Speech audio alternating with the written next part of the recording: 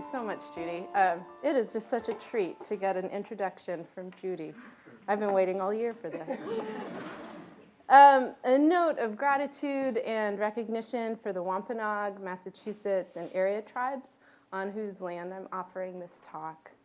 And of course, I'm deeply grateful to Radcliffe, to Judy, to Sharon, Rebecca, Murphy, Kitos, to Murphy if she's here, and everyone who makes this amazing fellowship possible. My research partners, Kaipo is here, Mira, and Kristiana, who have truly been equals as we delve into historical research in complex ethical and cultural questions, and who've been a delight to spend a year with. And a huge mahalo to my fellow fellows. Just every week I'm dazzled, I'm inspired, and the world just keeps enlarging and looking completely new to me. Now I see the world and I see algorithms. I never saw algorithms before. Hydrogels, there's hydrogels in the world. And that's just been such a treat, and it's been a year of incredible learning and growth. So thank you so much. And finally, I want to thank my dad for flying out. He's here.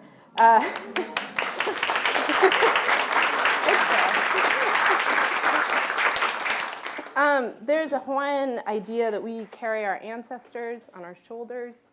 And, it's not just me who's here. It's my entire family and my people. And that means a lot. And my dad's physically present, so that's a delight. I'm going to start this talk by giving you a Hawaiian word that will offer a sense of structure and added meaning to the lecture, as well as grounding the perspective of my work. That word is mo'olelo, and it's up here on the slide, and it encompasses a lot of meanings: story, history, tradition, legend, a yarn, a chronicle, a myth, public record, private journal, and a succession of a talk. So it holds a lot in just one word. It's rare I get to give my writing context and invite people into the research and histories that ground my creative work. So this opportunity to engage the multiple meanings of mo'olelo, multiple disciplines, multiple sources, is a real treat. Mo'olelo has in its structure two other important words that matter to today's talk. There's mo'o, which means succession and can refer to a genealogical line, and then olelo, which means language, speech, and utterance, and oral presentation. This is the cover of my first book, which was published by an imprint of Random House in 2013. The project I'm working on now is titled To Weave with Water, and it's a multi-generational novel. It toggles between the early 20th and 21st centuries, and it's inspired by real events that occur between 1903 and then 2007 and 2008. Not only am I weaving time periods, but I'm also weaving character perspectives. And there are four central characters whose interiority the reader experiences, and I'll be reading from three of those characters today.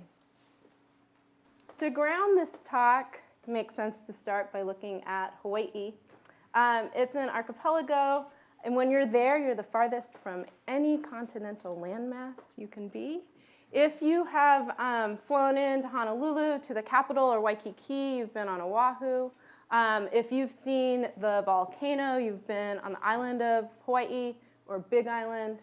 And if you're in the world of my novel, you're here on Maui, especially this the eastern side of the island.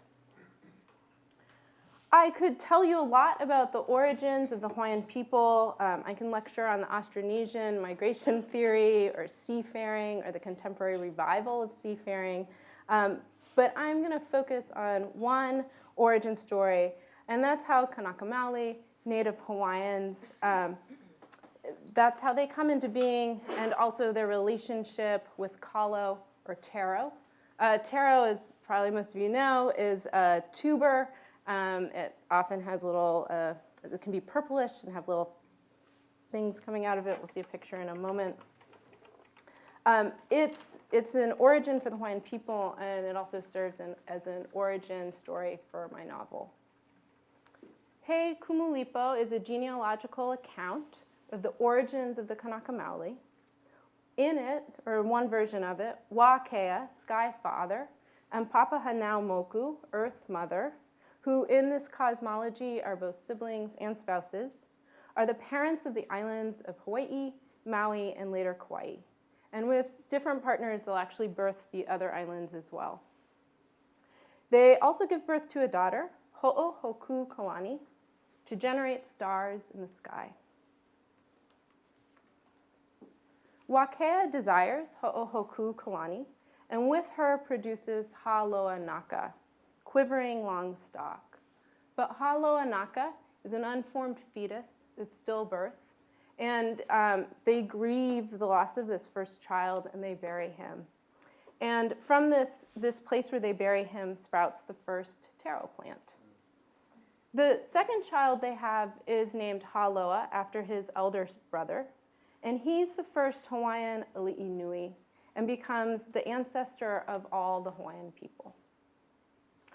One of the things that's so moving to me in this narrative is that from a moment of profound grief and loss, the loss of a child, something new and sustainable and really quite beautiful is created for future generations.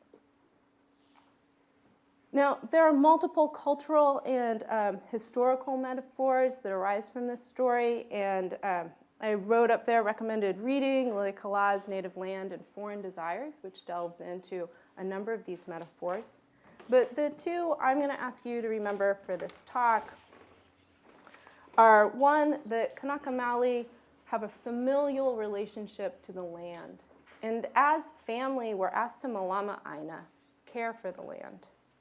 And then two, that Ha'aloa, the taro, is our older brother. And so we're also asked to care for kalo, taro, and the lo'i, the taro patches where the taro grows. Now, you might be thinking, this sounds like a really cool cosmology, but what does that have to do with right now? The answer is a lot, still. The narrative about Ha'aloa Naka and Ha'aloa shapes our decisions, our ethics and morals, our culture and tradition. And you see, I've actually used contemporary photos here to illustrate just how alive the taro and taro farming is on the islands. Here are lo'i and keanai on the east side of Maui. And here are taro. They're ready to clean and cook. And then here Uncle Vince Dodge is poi pounding. He's pounding the taro on a ku'iai, a poi board that's made of wood, with a pohaku ku'iai, a stone for pounding. And when you add water to the pounded taro, that's when you get poi, and that's the staple of the Hawaiian diet. Okay, so we're going to hold this present tense history, as I like to call it, in one hand here, and we're going to travel back in time to the 19th century. In 1819, the American Board of Commissioners for Foreign Missions, the ABCFM, sends out of Boston its first missionaries to the Hawaiian Islands. And they arrive in March of 1820. So there's a really strong tie between Boston and Hawaii. One of those strong ties is actually that Hawaii's water law is based on Boston's water law. Fun facts also might matter later, just letting you know. Lahaina Luna Seminary is founded. A number of seminaries are founded, but Lahaina Luna is the first. It considers itself the oldest school west of the Rockies, founded in 1831. It's also my dad's alma mater. And it houses the first printing press, where the first Hawaiian language newspaper is printed. By mid-century, Hawaii is one of the most literate nations in the world. Some scholars think it was the most literate nation in the world. Now, the children and grandchildren of the first missionaries established sugarcane plantations. And these are names that might be familiar because they have family ties on the East Coast as well. Alexander and Baldwin, Gay and Robinson, Castle and Cook, and of course, Dole. And a lot of these early plantations now are huge corporations. The missionary families force the Hawaiian monarchy's hand. They press for the privatization of land, and then they come to control a large portion of it. Hawaiians are the first plantation workers, but as their population is decimated by disease, the plantation owners begin to import workers. So in 1852, the Chinese arrive, followed soon after by Japanese and Portuguese, and then in the early 20th century, Okinawans, Koreans, Puerto Ricans, and Filipinos will follow. A strict plantation hierarchy is maintained. So, for example, Portuguese workers who are European in origin but have slightly darker skin than the American missionary descendants, they're allowed to be foremen. So they're above the Asian settlers, but they're below the descendant owners. Pay scale, where people live, what jobs they're allowed to have, all this is based on race. In 1893, these wealthy American plantation owners stage a coup, and they overthrow the Hawaiian monarchy. They imprison Queen Liliuokalani in Iolani Palace. Grover Cleveland, US president at the time, condemns the coup, but soon William McKinley steps into office. He negotiates a treaty with the new Republic of Hawaii, which is under Sanford B. Dole, and to use the naval base at Pearl Harbor as the Spanish-American War is looming. Annexation is fought very strongly. 98% of the Hawaiian population, along with a number of Asian settlers, sign anti-annexation petitions. And this is an example of one on the screen, and I found my family's names on these as well.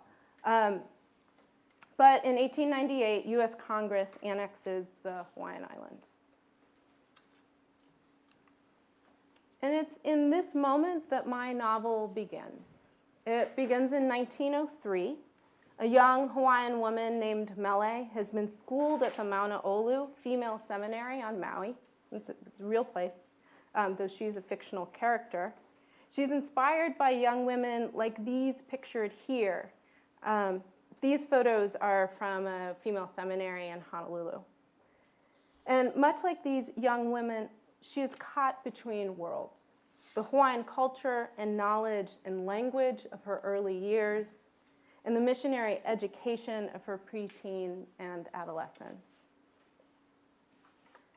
As the novel opens, she's 16, one of the eldest at Mauna Olu, where she was sent 10 years prior, the year of the overthrow, to be educated in English, mathematics, American history, and the domestic arts.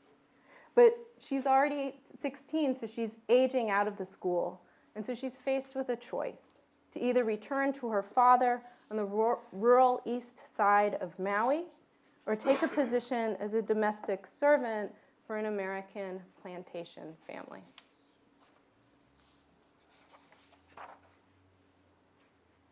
Even if they were born into poverty, Mele thinks, Mauna Olu makes them rich. The taste for oranges they develop, the delight in fine lace, which they learn to make, the hand-me-down scraps of summer wool and velvet they use to fashion a collar or sew cuffs on a blouse. After years at school, how can they ever return to the ways of their parents?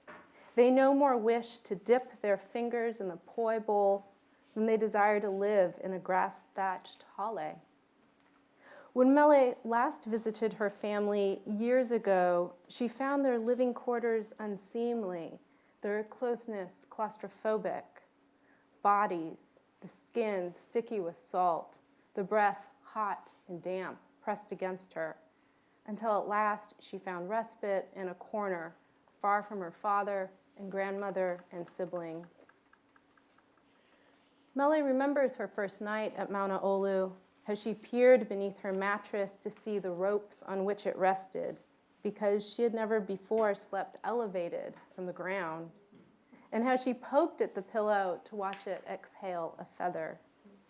She had felt herself singular then, special, chosen, the child given to missionary schooling.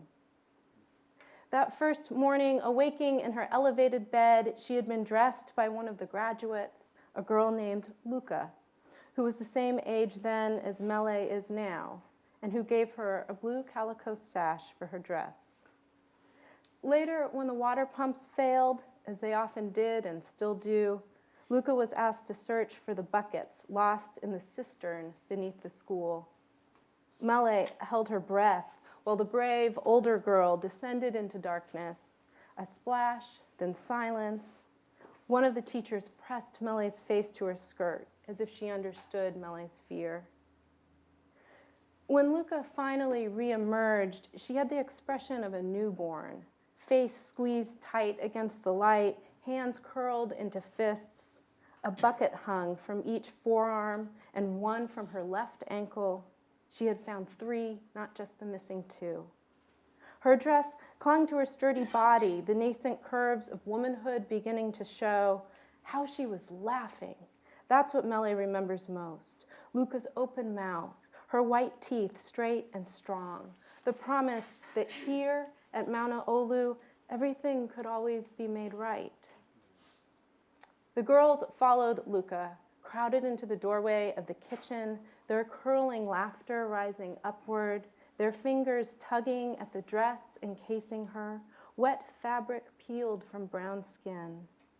Luca ran up the stairs in just an underskirt and slip, and headmistress gathered the sopping clothing abandoned on the kitchen floor, proclaimed she would wash and dry it herself.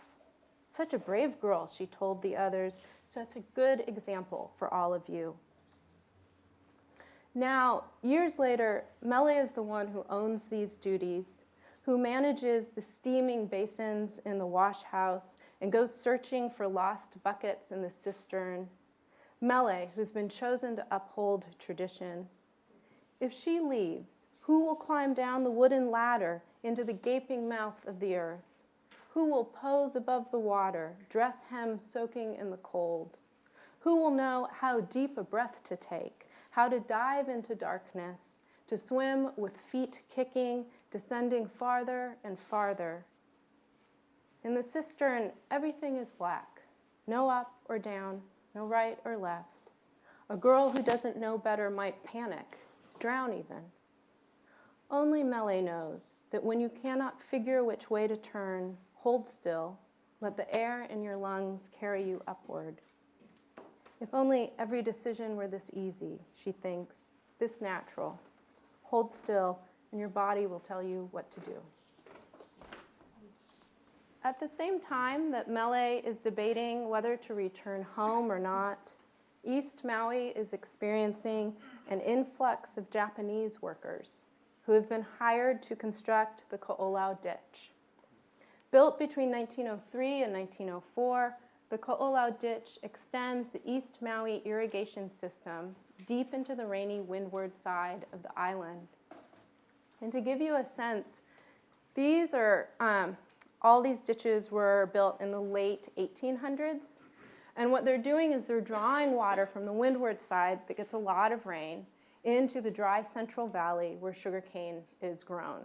And they need the water not only to water the cane, the fields, but also to mill it. And this line here is the Ko'olau Ditch. Okay. Its construction was overseen by Michael Maurice O'Shaughnessy, and he's the engineer who will, upon his return from Hawaii, design the Hetch Hetchy project that brings water to the city of San Francisco. So this is really where he makes his name.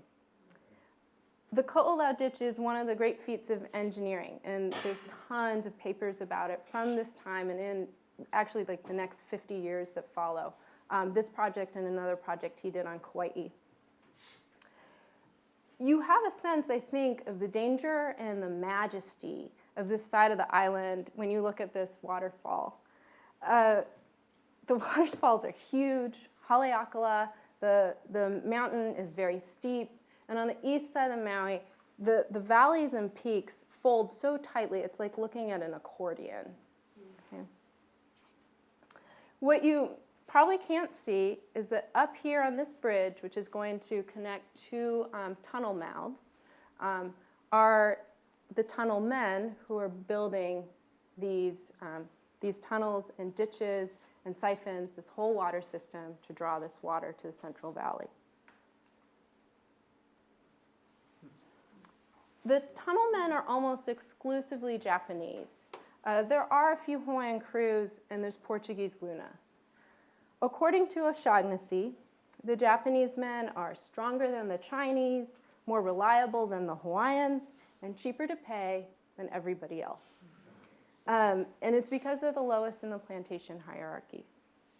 Tunnel mouths are exploded using Vigorate powder, which they ship from San Francisco.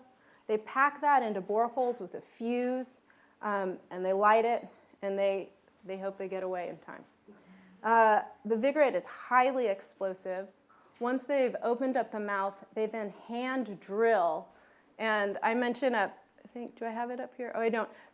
These tunnels can be 2,000, maybe I have it on the previous one, actually. Yeah, the longest one is 2,700 feet long. The shortest is 300. They average 1,000 feet, so they're really long. And that's really hard earth.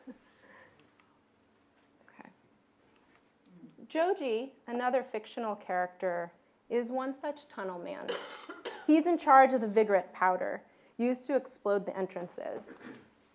Just before the excerpt I'm about to read, Joji's two closest friends have died in an accident. A retaining wall has collapsed, and the tunnel they were working on flooded. Joji and his protege, Shota, survived the flood, but they witnessed their friends drowning. One other character appears here, the Okolehau man.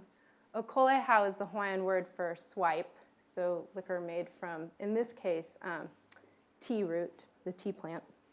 And the men call him Hau, which is Chinese for good. So Hau is a Hawaiian man who brews swipe, and he sells it in these Japanese workers' camps. The first time Joji buys drink, Shota asks to come with him. They share a bottle. At the far edge of camp, away from the Luna's tents, they sit on bales of hay meant for the donkeys who are tied up nearby. Some of the men draw a circle in the dirt and throw dice. Others retire to a quiet game of cards. But Joji and Shota stay with Hau to listen to him talk. He's a good storyteller. Not just funny tales, but others. An avid fisherman. Once he caught a shark and thought he was Maui himself pulling up new land. The island fought, its body reflecting the sun in one moment, and in the next becoming a shadow beneath the water. But when Hau glimpsed a dorsal fin, he realized what he had. I cut the line, he admits. Sometimes you have no fight left, but sometimes you just respect the fight of another more than your own. Later, near the early morning, Shota speaks. Our friends are dead, he says, then goes silent again. His eyes are unfocused, his lips hang open. They're wet, saliva gathering in the soft center. Hau does not make a joke, does not reply with a story. Tell me, he says, and he listens as Shota describes the cave, the water, the hours of waiting. Joji notices that Shota does not mention the body that floated beneath them. They have not spoken of it with anyone, not even each other. Shota is crying, and Joji, embarrassed, does not know what to do, but Hau understands. He tucks his hand beneath Shota's good arm, lifts him up. Let's walk you to the bunkhouse. Joji returns with increasing frequency, but Shota refuses to go back to Hau. That drink hurts going down and coming back up, Shota says. He adds, remember, Susume and Hibiki did not like this man or his drink. Joji does not listen. After all, the drink is what allows him to sleep. At the end of a shift, the Okolehau loosens the shoulders, the legs, the mind. Joji feels warm, easy, as if swimming in a summertime pond. Later, his mouth is that of a fish. Mop, mop, mop. He cannot control it as it opens, closes, opens. Swipe in the morning comes next to keep the headache at bay, to moisten his wooden tongue, to steady his shaking hands. He can never be second day drunk if he is always on the first day of drinking. And anyway, he needs to stay sharp if he is to help with the next tunnel. The boreholes must be drilled into the rock, the vigorate powder measured and packed with accuracy, the fuse given enough length. And then he must have dependable hands to light the cord, nimble feet to walk away. Here, there are few curves in the mountainside to hide behind, so the diggers build a trench fronted by a berm. Once, Joji trips over it, lands in someone's arms as the vigorate powder blows. That night, he crafts his retelling as if his story were frivolity. The booming that followed, I never know if it's the explosion or my headache. Hal laughs at that, the other men too. Joji asks Hal what it feels like to him when the tunnels are blasted open. Down in the native village, what do they say of what's being done to their mountainside? The boom comes as a feeling in the feet, Hal says, a trembling at the knees. It comes as a weakness in the earth, then up the length of the body. How you know that not the hangover? Someone calls out, and Hal laughs. I never know. The nights are all like this one. The campfire burning low, so the men's faces are lost, only their knuckles showing, highlighted as they grip their glass bottles or metal cups. He thinks each man is lost in a cave of his own digging. Shota's shoulder is healing. He is already back at work on the road crew, using his good arm to help lay rock. Joji finds ways to avoid him now that they are in different crews, but he misses the boy, even as he is ashamed when Shota spies him. One morning, Shota catches him on the road between shifts. Sansei, Shota calls out, the old nickname rising like a reproach. You look sick. The boy's country Chugokan accent reminds Joji of how he is surrounded by bumpkins. What does Shota know of illness or grief? Feeling fine, Joji presses on, but Shota chases after him. Sansei, you cannot keep on with the okolehau. I'm not keeping on. But you are. The boy is at his elbow, clinging like seaweed. He shakes him off. I just want my friend back, the boy murmurs. Joji turns. Shota's left arm is still in a sling, but the other has grown muscular. His neck has new veins, a taut line of strength. The boy has been keeping his hair short. Who has been cutting it for him, if not Joji? And he looks older, handsome even. His expression is one of deep sadness. No more, he says. Shota is not begging, not even asking. He is willing it to be so. No more, none. Joji stumbles away from him, toward the tunnel, toward another day of digging through darkness. The whirring noise of the hand drills drowns the ringing in the ears. More, he thinks. More swipe, more stories, more laughter, more how, more okolehau. The next night, Joji invites Hao to share his dinner, some rice and ume. And the night after that, Hao brings sweet potato paste made rich with coconut milk. They eat together, a flat rock their table. Above them, the stars are crystalline.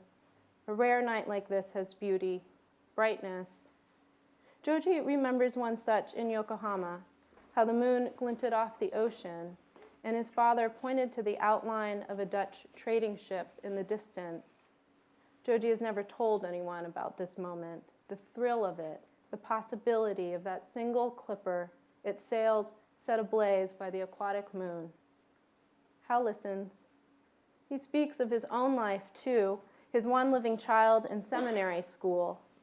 He has lost a baby girl, the youngest, to bubonic plague, and 2 sons to scarlet fever.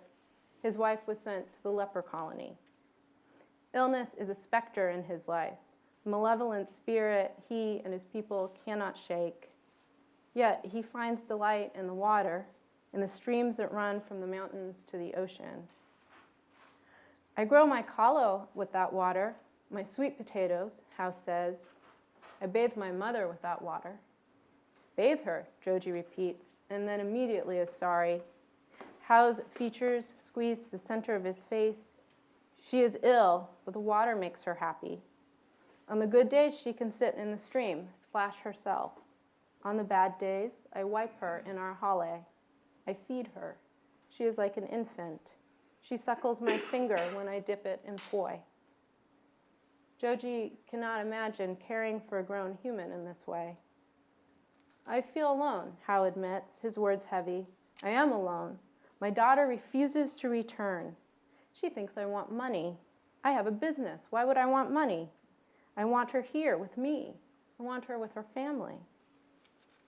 Joji nods as if he understands. He feels sorry for Hao, and that makes him feel sorry for himself.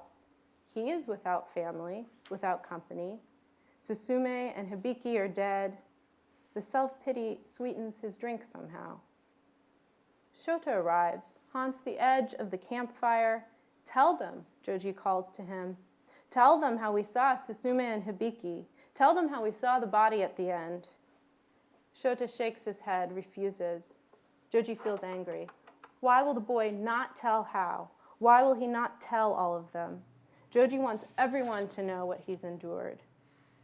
Shota is speaking, but he's not saying what Joji wants him to say. Joji stands, stumbles toward the boy. Hao is on his feet too. Shota is telling him, be quiet now. Get away from me, you, Joji yells. He kicks dirt at the fire, but his words are meant for Shota. Get away. You're insincere. You're a boy who doesn't understand. You have no virtues. He awakes much later. His body is hot and shivering at once. His sweat has an animal scent. He wants to bathe, to leap into a deep, cold pool of water. But he's still drunk, and he knows if he stands, he'll fall over. He remembers Shota saying to keep quiet, not to speak. And he understands now why the boy kept touching him. Gamen, the quiet endurance that has marked him as someone worthy of respect. After last night, no longer so. The hair at his neck clings damply to his skin. A few hours later, he awakes again, this time with a sick sensation in his stomach. He is sick from the words of the night before. He insulted Shota when the boy was only trying to help him keep his dignity. Joji drags himself upright, exits the tent. At the end of his row is a wash basin where he splashes his face. He decides, as penance, to go without drink for the day. He will make it up to Shota in that way. He will suffer through the shaking hands and pounding head and rasping cough, unsoothed by the swipe, and all this will make him virtuous, worthy of forgiveness. He will go to the boarding house in the evening and find Shota and apologize, and the boy will see he has been clean all day and forgive him. On the walk to the tunnel, he keeps his hands in his pocket to quell the shaking. Today, they need the backside of tunnel 11 blasted, so he prepares the powder. He is slow and careful as ever, but his hands are unsteady.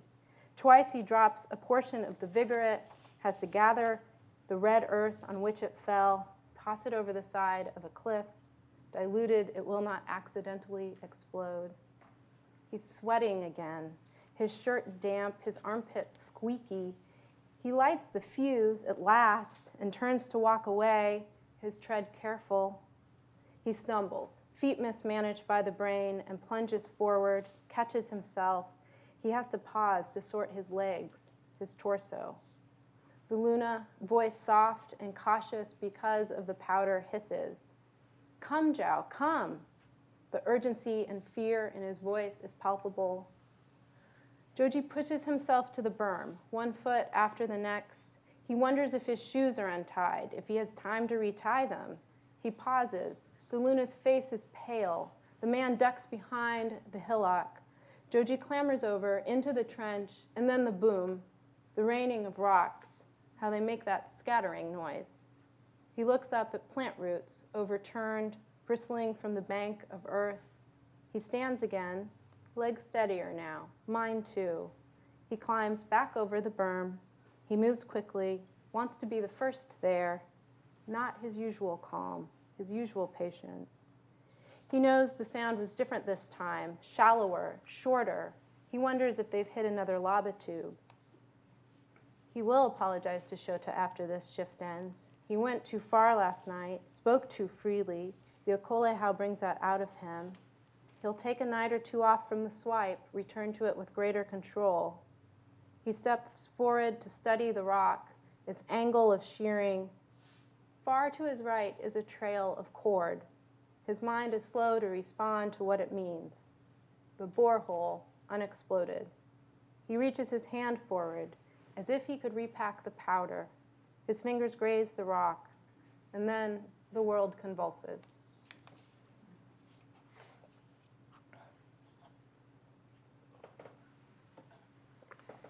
And now, we jump 100 years in the future.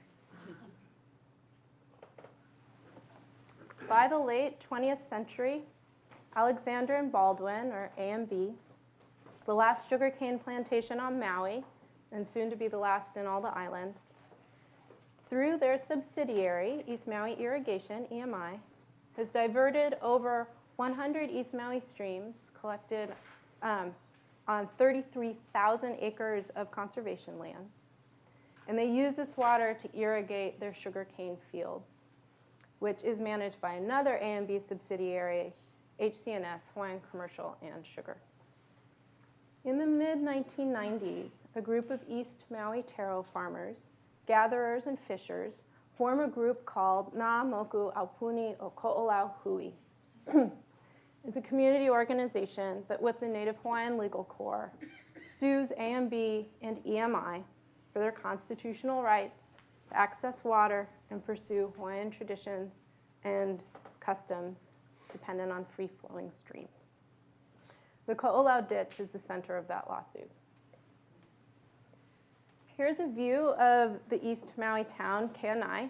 I took this photo, and I'm standing on the road, and not far behind me is one of the Ko'olau Ditch intakes. You can see here the lo'i, the taro patches, one being farmed here. You can also see where they've had to let their ditches go and just be, or not their ditches, sorry, their lo'i go and just be grown over with grass because they don't have the water to plant them. This very real lawsuit is actually what first drew me to the subject matter of my novel. Later, I did the historical research.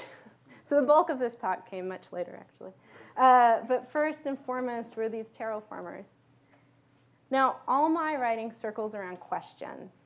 I don't write because I know something. I write because I'm really trying to understand it, and especially understand it personally and emotionally, as well as intellectually. So this lawsuit, which is about water rights and native rights, has for me a very deep human component. Several of the lead plaintiffs grew up with my dad and uncle and were classmates with my dad and uncle. When the lawsuit starts, they're in their 50s. They're not young guys. They're starting to complain about the arthritis in their knees, and they're feeling a little creaky. Maybe they're losing some hair. And they don't fit the image of people who are radical. But what they do is radical. At this point in the late 90s, early 2000s, A&B is the single largest employer on Maui. They own Matson shipping lines, which is how Hawaii gets its food, its clothing, its building materials, its everything. They have connections on every level of the government and a close connection to the governor herself. So when these Hawaiians stand up to all that, their litigation challenges and reorients not only the present moment, but an entire history of plantation colonialism. There are definitely other Hawaiians and community groups doing amazing work in the same period and earlier and since. But this group is moving to me because their narrative is also tied to the Haloa narrative. Remember, they're taro farmers. So they're taking from a moment of grief and loss, from more than a century of grief and loss, and creating something new and sustainable for future generations. So in this final excerpt, I'm going to focus on the fictional character Henry. He's retired when this excerpt begins. He grows kalo, in a town on the eastern side of Maui that might look much like this. And he's involved in a lawsuit inspired by the one I just described. To orient you, Ellen is his wife. His daughter is Kolea. And he had a son, too, whose name was Pu'eo, and who disappeared 10 years prior to this excerpt. His body's never been found, but it's thought he died cliff or bridge jumping somewhere along the irrigation system. The baby tries, Henry thinks. He sees her bare arms, the tight muscles of them, the way her shoulder muscles gleam in the sun. She's working hard in the lo'i. When she bends over, her back stooped, her eyes squinting, she reminds him of his grandmother, who, at the end of her life, watched him like a coiled eel in her bed. Funny how he connects the old woman to his daughter, who is still young and open to the world. Time for eat, he calls out to Kolea. She waves to let him know she heard, but she doesn't stop. She has a way of holding off simple pleasures in the name of completing a task. She is fierce in this respect, a harder worker than anyone he knows, himself included. From the dried grass ground, she lifts each oha and murmurs to it. He has never asked her what she says to the corm, has never wanted her to feel embarrassed, to stop speaking to the taro the way she does. He is convinced the kalo hears her, listens, wants to survive to hear her voice again. Henry slips his knife beneath the skin of a mango and cuts a spiral around the fruit until the exterior comes off in a single coil. Then he cuts himself a slice, chews it, the flesh sweet and unctuous, the juice on his hands. Watching Kolea, he feels the old worry rise, a tide slow and predictable. He still can't, after all these years, stop himself from worrying. Ellen doesn't worry like he does. Ellen understands, now that Kolea is a woman, how to relate to her as such. The two of them, those two women, circling each other in his house. But here in the lo'i, Kolea is both woman and child, and when the sun shimmers in the noonday sky, he thinks he sees his little girl splashing in the water, planting her first kalo, taking his hand when the police told them they had to stop the search for Pu'eo's body. Henry remembers those days acutely, even when he struggles to recall the most recently passed hours. He worries that Kolea will step on an old mango pit and cut her foot, and he worries she will slice her hand with a knife. He worries when she drives to see friends after a beer with him that she'll go too fast and miss one of the curves. He worries she'll meet the wrong kind of man, one who is cruel or an addict or a playboy, or that she'll meet the right kind of man, and then what will he say? He worries she will say she made other plans for dinner, and he worries that she'll stay but decline to watch the Raiders game. Together, these big and small fears weigh on him, and he tamps down the worries by calling out to her again, "Hey, time for pow." He waits for her to respond. Is he always waiting to hear her voice? Is that what makes him a father, that he is always waiting for his children to come back to him? Her reply is lost in the heat of the earth, lost to the mountain above them, lost in the water between them, and this is his greatest fear, that he will lose her. Then she's outside of the lo'i, rinsing her arms and legs, her hands rubbing against each other to wipe away the earth. She's beside him, reaching for a mango slice. And finally, in this very brief section that ends this chapter, Henry spends some time recalling the maps he studied after his son's disappearance. And he became so adept at reading them that his friends, who were at this point about to launch the lawsuit, asked that he kind of become the expert on watersheds and the EMI system. And so he kind of begins to see himself as this expert of maps. So this closing meditation from Henry is where I'll end my mo'olelo. And I hope it also brings new meaning to the first story I told you. The maps. That was how it all started. In the years that followed, as he and his friends gathered their research, when they were finally assigned a lawyer and filed the lawsuit against the plantation, as they fought for return of the water that had been taken from them 100 years prior, as their kids left adolescence for adulthood and then left their homes to make homes of their own, as their bellies grew and their hairlines shrunk and those muscled shoulders became smaller or even hunched, as they cut down to part-time or, in Henry's case, retired completely, as they passed their businesses onto their children, or, for Jean, as they struggled to make their children understand that what they did for them, they became the faces of the lawsuit. Some newspapers lampooned them, others celebrated their cause. They attended community meetings, they watched the water commissioner be replaced 4 times. They were accused of being water terrorists. They were lauded as cultural saviors. At night, in bed beside Ellen, Henry dreamed in mapped landscapes, his imagination unfurling on a grid, organized by neatly delineated quadrants. And when he awoke, age lending a dull resistance to sleep, then the contours of his wife's body resembled watersheds. Even in their lovemaking, he'd sometimes look down at her breasts, still firm after all these years, but heavier than they had been in her youth, and determine how a drop of sweat might belong to one valley or another, depending on the angle of decline.